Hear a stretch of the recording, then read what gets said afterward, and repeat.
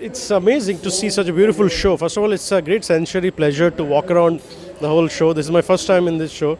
I'm a cooks or so generally I'm mostly in chefs shows or food shows. So it's very amazing to be in a show where there's so many beautiful structures, beautiful experience zones.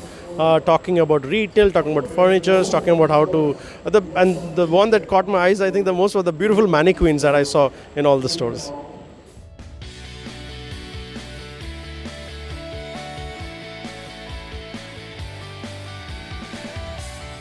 So there is no, straight-jacketed approach towards it. One would have to become innovative, because for the longest time we thought Indian restaurants should play Sahnai, and you should have somebody singing ghazal in the evening, and the food should be served on a copper plate with banana leaf onto it, or the max if you want to get very creative, you'll use a terracotta glass.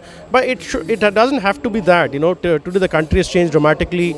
Indian food has had a 5,000 year of history and has traveled all over the world and come back to us to be represented in the right manner. So Indian food can be represented in a very, very interesting manner, made to look modern, made to look accepted to today's audience, to the millennial crowd.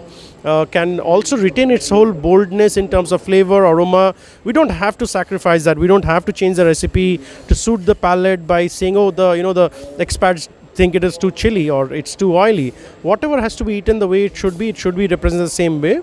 It of course can be presented in a nice crockery, nice cutlery, nice setting of furnitures, nice sensory pleasures in terms of projection on the wall, or creating experience of the dining. Let's say you do it on the backdrop of a Qutub Minar or a Taj Mahal, where you really talk about Indian stories. I think today the Bollywood industry is exploiting Indian history the best way, and there is no reason why food should not do it. So there could be themed dinners, as in I remember recently doing a themed dinner based on the very successful Game of Thrones series, and there is no reason why we could not do that based on Indian storytelling or Indian cinema, Indian theatre, and so on and so forth.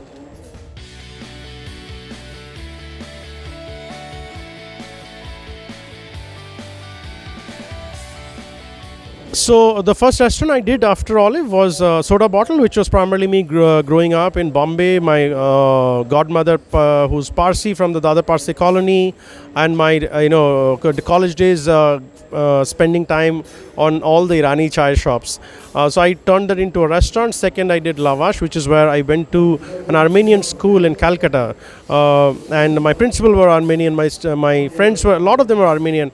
And for the longest time, I thought they were Anglo-Indians. Much later did I realize what a rich culture and history Armenia has, and what is the contribution of Armenia into Indian history, Indian culture, especially Calcutta and eastern part of India.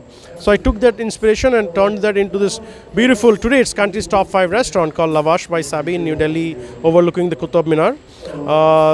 2 years back, I did another restaurant in Pune, which is currently in India's top 10 gastropubs, called Minority by Sabi, based on my dad's life living in a mining town in Asansol.